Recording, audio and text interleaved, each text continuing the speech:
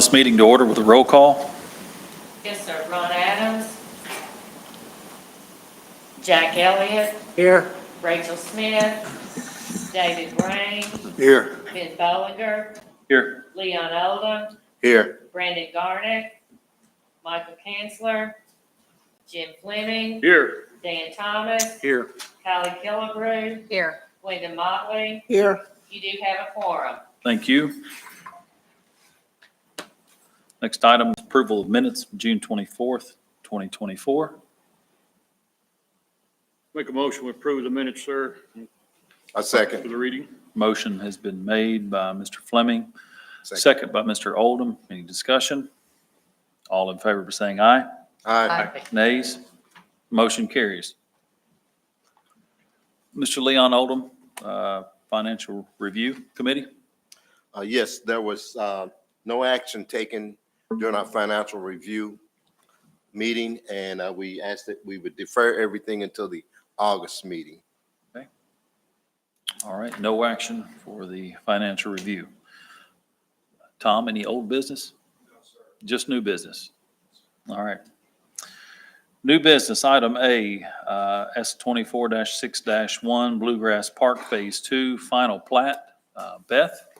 Yes, sir. Thank you, Chairman.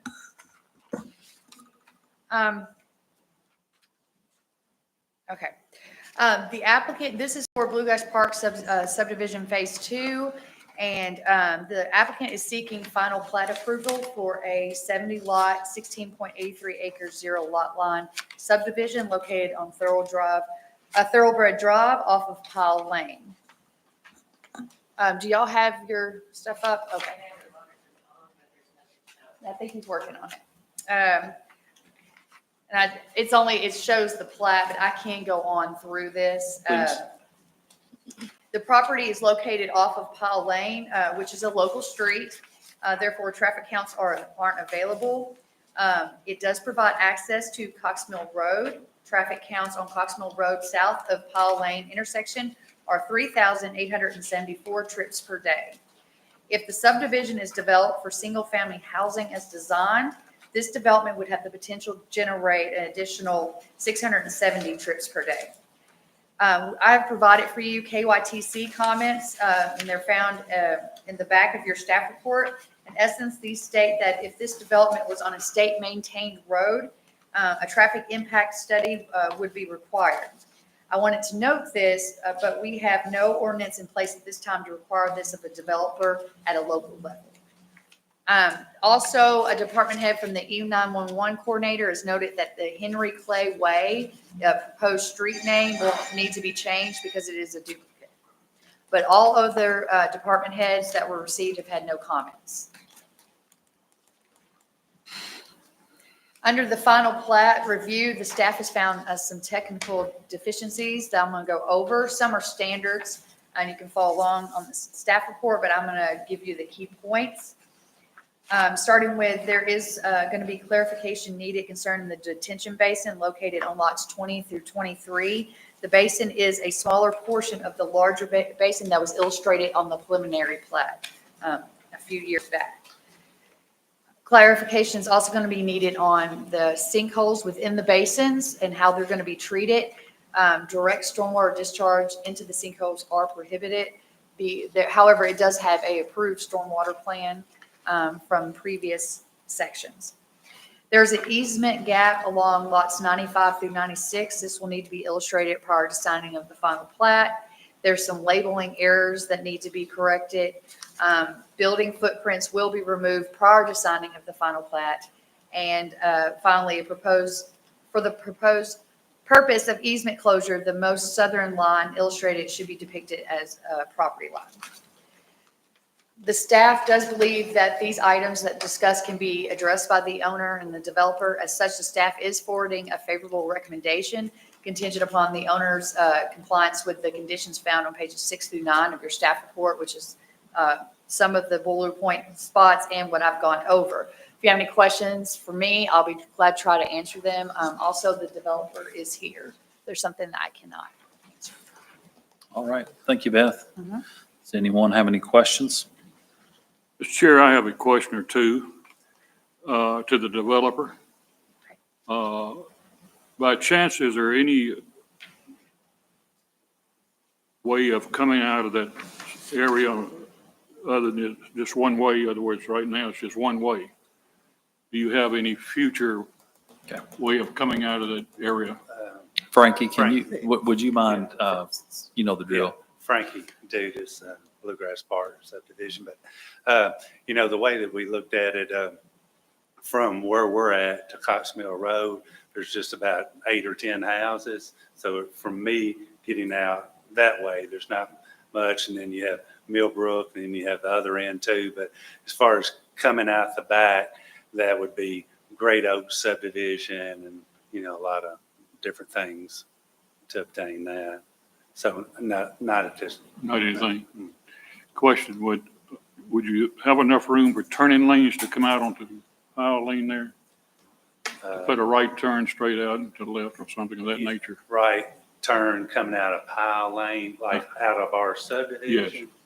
Is there enough room there for? Yeah, right now, we have an extremely wide area Okay. coming out. We do have a proposed median there. I was gonna kind of decorate and do some Right. things, but we probably could delete that and definitely do what you're talking about, because it's wide enough. It's allowed for now. He said it's allowed for it now. Yeah.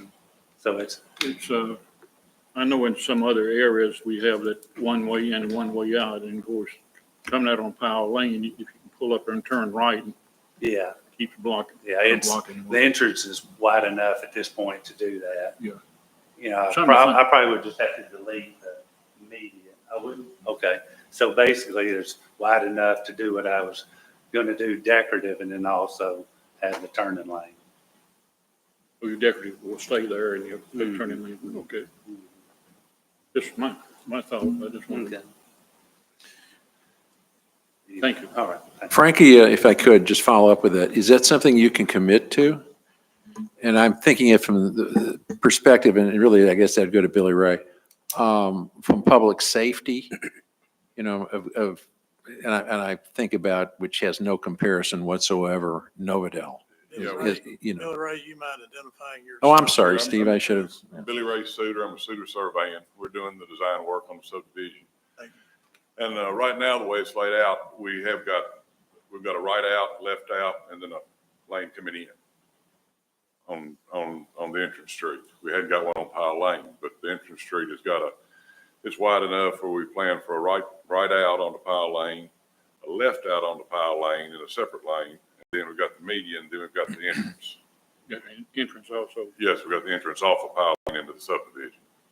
So the turn lane's been, like I say, it's wide enough now, and they've been planned for those turn lanes. Billy Ray, is that something that is on the plat? I missed that. It's on the design drawings. Okay, I It's on the missed that. construction drawings. Got- Yeah, On the construction drawings right, as on the opposed to final what we plat, received. On the final plat, we just show the right-of-way lines. We don't show the Perfect. pavement and all. Perfect. Very good decision, I think, for future liability purposes. Yeah, but yeah, they're on the construction plans as such. Okay. I appreciate it. Thank you. Thank you. All right. Any other questions from the two? Okay. Thank you. Thank you. Mr. Chairman, if I might, I'd like to make a report from the Plan Review Committee meeting that took place on Friday, the 12th of July, that considered this particular plat and met with and discussed this issue. It was the decision and affirmative vote of the Plan Review Commission to recommend approval of the plat, subject to the staff review, compliance with the staff review recommendations and compliance requirements. In fact, it's even more probably, at least in my view, approvable now that I've heard about the construction drawing with the ingress and egress that you all have described this evening. And I'd like to place that in the form of a motion to approve, subject to, again, the compliance requirements and staff recommendations. Motion has been made by Mr. Second. Thomas, second by Ms. Killebrew. Any discussion? Seeing none, all in favor by saying aye. Aye. Nays? Motion carries. Next item, Resolution 2024-06, original zoning, Old Major Lane. Beth or Tom, either one?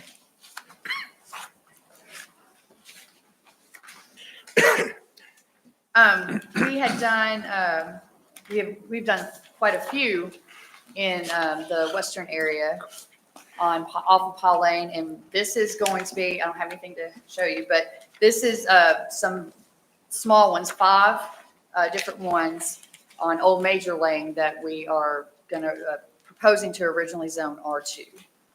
And it is, I can't remember all the info on it, but it is across the road from Shadowwood. Okay, And I don't have the That's all right. picture to show you. okay. But we went over it in plan review. All right, thank you, Beth. Yeah. Any questions for Beth? All right, Mr. Chairman, if I might again provide a report from the Plan Review Committee. This initial zoning was again considered at Plan Review. If I'm not mistaken, this is probably close to the 10th, 12th, or 15th original zoning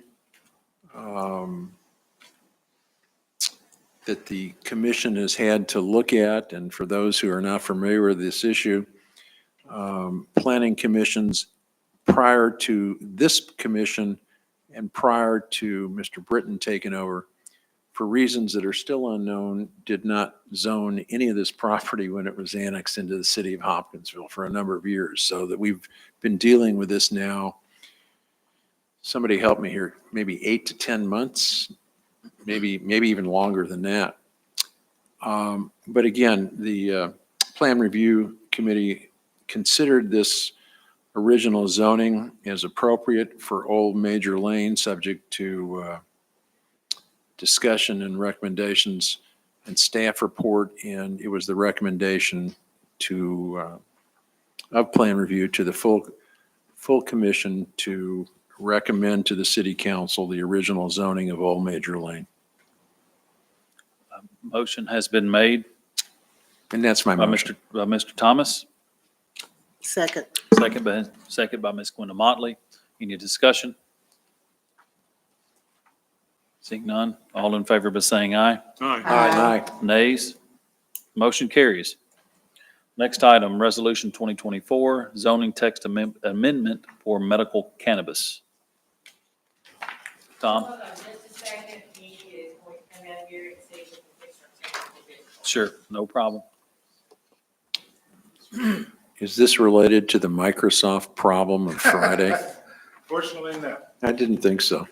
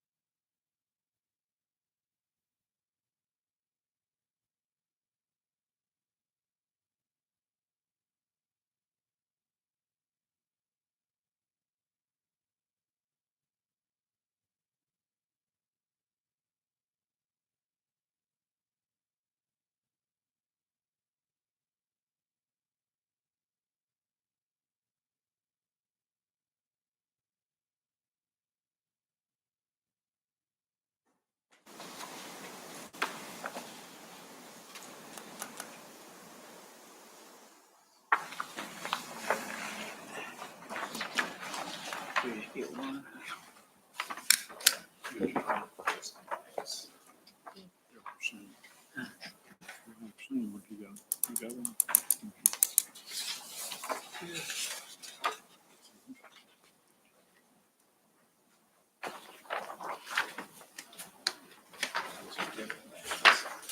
Is it different than the, They're all the same. Oh, okay.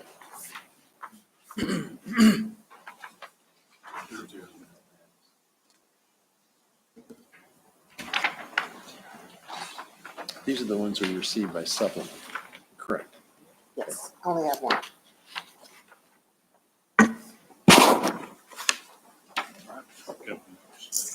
No, I'm gonna go ahead. That's this one. Oops. Mr. B. Mr. Britton. Tom, I need, this one. Yep. Oh, sorry. The other one. Move on. I'll be just share. I think he has one. Thank you. We can commiserate as usual. Okay. No problem. Thank you.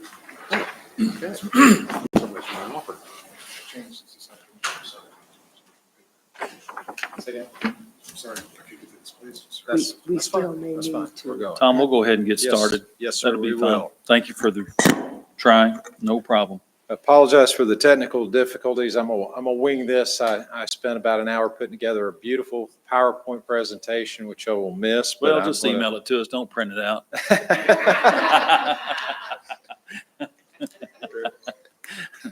Very good. This is an item that was referred to us by the Hopkinsville City Council back about a month ago. Just to give you some background, the General Assembly in 2023, as well as 2024, amended the state statute, which allows for medical cannabis within the Commonwealth. The 2023 enactment made it lawful effective January the 1st, 2025, with the thought process that permitting would begin in January of 2025. At this General Assembly 2024, they moved that timeline up, so the state is starting the lottery process and the application process, and will be issuing permits or licensures for medical dispensaries, as well as cultivators and processors. That has sped up the timeline for us locally. Currently, the state statutes don't provide a lot from the standpoint of location restrictions for these types of uses. The primary restriction on this type